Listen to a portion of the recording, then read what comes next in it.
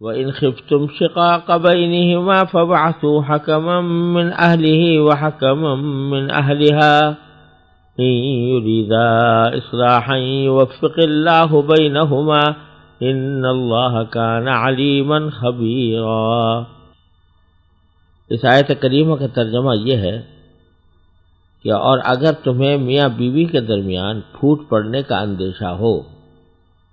تو ان کے درمیان فیصلہ کرانے کے لیے ایک منصف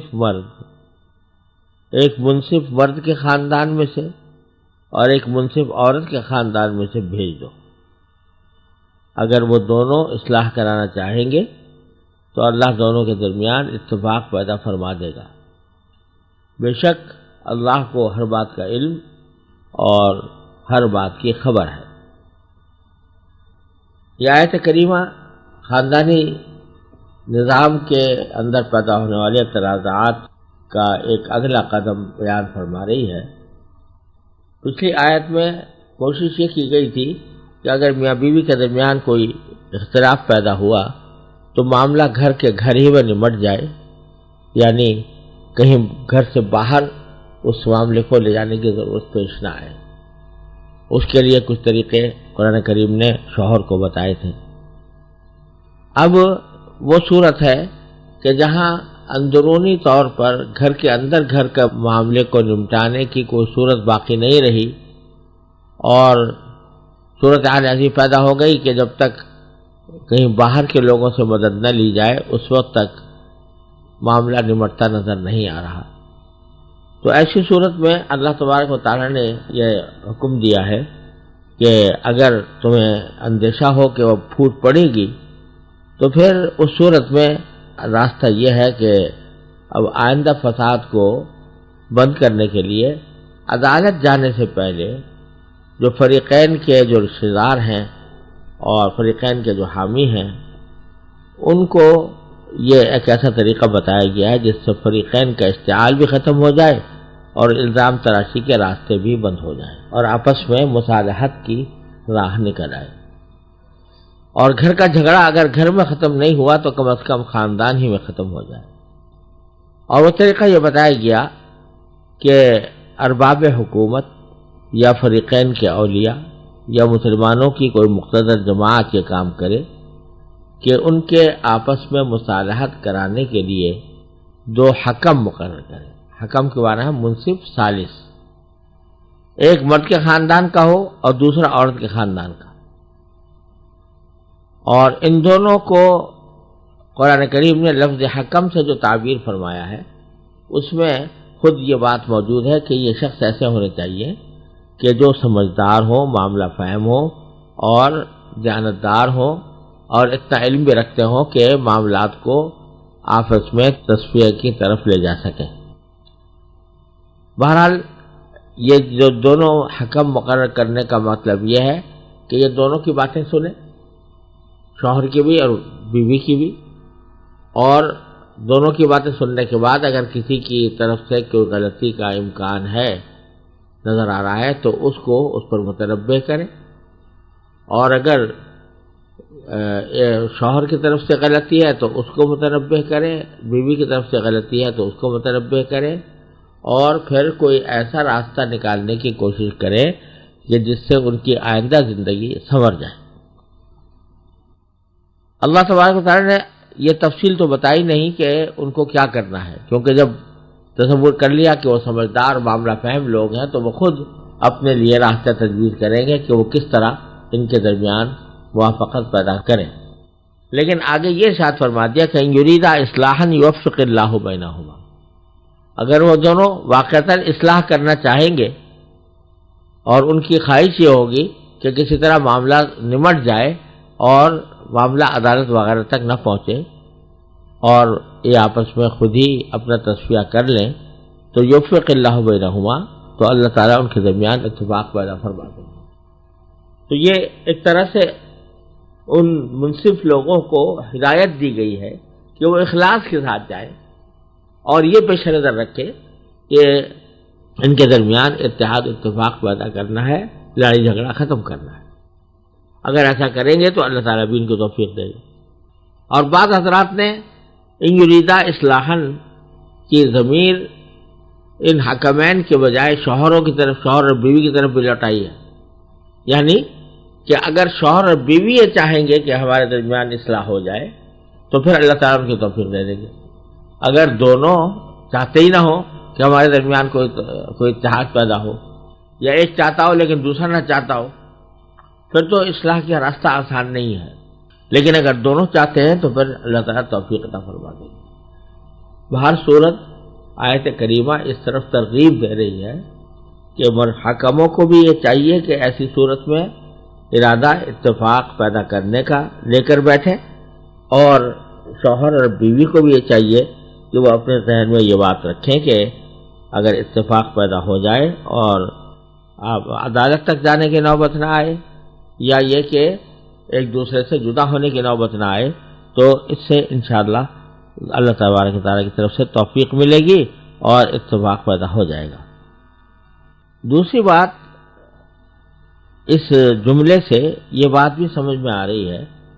کہ یہ تو دو حکم بھیجے جا رہے ہیں، ایک شوہر کی طرف سے ایک بیوی کی طرف سے، ان کا اصل مقصد میاں بیوی میں صلح کرانا ہے. اس سے زیادہ کوئی کام ان کے بھیجنے کے مقصد میں شامل نہیں. یہ دوسری بات ہے کہ اگر میاں بیوی رضامند ہو کر انہی دونوں کو اپنا وکیل مختار یا ثالث بنا دیں اور یہ کہہ دیں کہ تم دونوں مل کر جو بھی فیصلہ ہمارے حق میں دو گے ہمیں منظور ہوگا، جس کے معنی یہ ہے کہ اگر تم ہمیں آپس میں مل جل کر رہنے کی تاکید کرو گے تو ہم مل جل کر رہیں گے، اور اگر تم یہ محسوس کرو کہ ہمارے درمیان اب آئندہ نباہ نہیں ہو سکتا اور طلاق ضروری ہے تو پھر طلاق بھی دے سکتے ہو.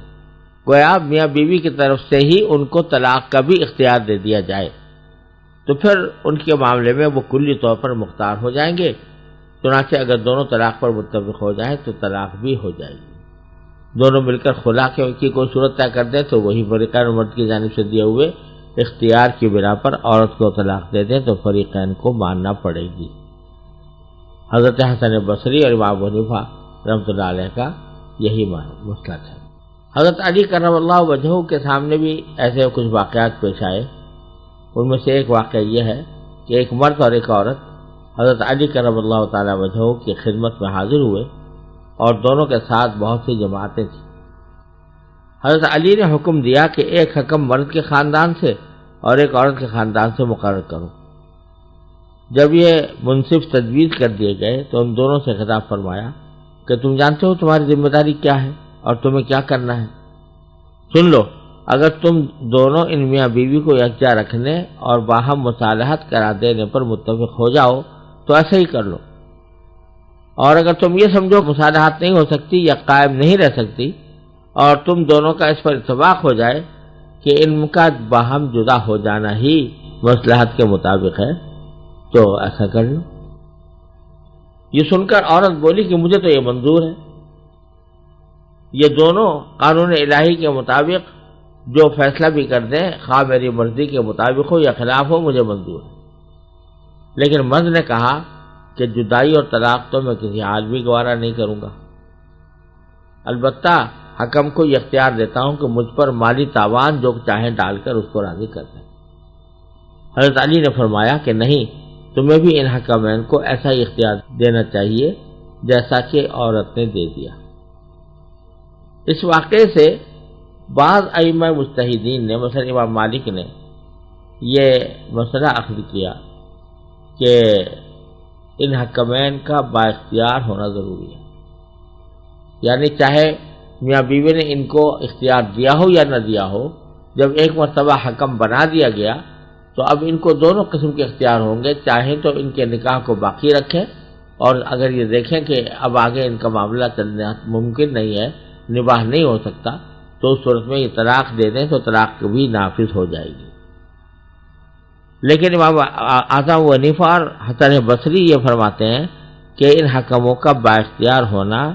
اگر اس طرح ہوتا کہ بغیر میاں بیوی کے اختیار دیے ہوئے یہ با اختیار ہو جاتے اور طلاق دینے کے قابل ہو جاتے تو حضرت علی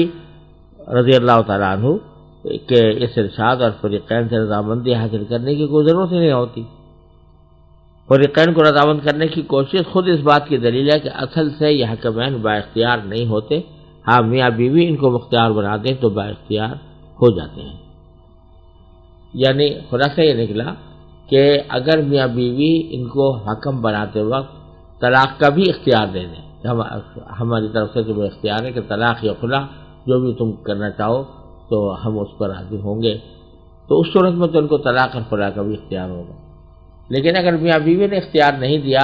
محض حکم بنایا گیا ہے، تو پھر ان کو یہ اختیار حاصل نہیں ہے۔ ان کا اختیار اس بات کا ہے کہ وہ دونوں کے درمیان مصالحت کرائیں، اتفاق پیدا کرنے کی کوشش کریں۔ اگر یہ دیکھیں کہ معاملہ نہیں نبھ رہا تو بس کھلی طور پر اپنی ناکامی کا اعتراف کر لیں اور کہہ دیں کہ بھئی ہم ناکام رہے، اب اس معاملے کو یا تو یہ خود آپس میں سلجھائیں یا پھر عدالت کے تک نوبت پہنچے، لیکن ان کو طلاق دینے کا حق نہیں ہوگا۔ اس آیت کریمہ سے ایک بہت اہم اصول یہ بھی نکلا کہ ہر معاملے کو عدالت تک گھسیٹ کر لے جانے کی کوشش مناسب نہیں ہے، کیونکہ اگر چھوٹی چھوٹی باتیں بھی عدالت میں جانے لگے تو عدالت کے لوگ ویسے ہی اپنے مقدمات کے بوجھ سے دبے ہوئے ہوتے ہیں۔ اب چھوٹے چھوٹے مقدمات وہاں جائیں گے تو ایک طرف تو ان کے لیے ان کا فیصلہ کرنا دشوار ہوگا، دوسرا یہ کہ عدالتی کارروائی کا ایک طبیعی نتیجہ یہ ہوتا ہے کہ دونوں فریقوں کے درمیان ایک دشمنی قائم ہو جائے۔ اگر فرض کرو عدالت کے ذریعے کوئی فیصلہ لیا آپ نے کسی دوسرے کے خلاف، تو دونوں کے درمیان ایک کدورت زبردست پیدا ہو جائے گی، اور جو بعض اوقات دشمنی تک دشمنی پر منتج ہوتی ہے، تو اس دشمنی کا ایک رکھنا کوئی اچھی بات نہیں ہے۔ اسی لیے کہا گیا کہ یہ عدالتی کارروائیاں آپس میں ایک دوسرے کے ساتھ بغض پیدا کرتی ہیں۔ لہذا اس آیت کریمہ نے ایک راستہ یہ دکھا دیا کہ بجائے اس کے کہ ہر معاملے کو عدالت میں لے جایا جائے، صرف میاں بیوی کا معاملہ نہیں بلکہ اور جن دوسرے معاملات بھی جن میں تنازعات ہوتے ہیں، جھگڑے ہوتے ہیں، ان میں بھی مناسب طریقہ یہ ہے کہ عدالت تک بات پہنچانے کی نوبت آنے سے پہلے آپس میں کوئی مصالحت کا طریقہ اختیار کریں۔ مصالحت اس طرح بھی ہو سکتی ہے کہ دونوں بیٹھ کر آپس میں مصالحت کریں، اور اس طرح بھی ہو سکتی ہے کسی کو اپنا ثالث بنا لیں اور ثالث بنا کر اس سے فیصلہ کرائیں، اور یہ بھی ہو سکتی ہے کہ کسی ایسے فارمولے پر کوئی شخص ان کو متفق کر دے کہ جس میں دونوں کی رضامندی شامل ہو جائے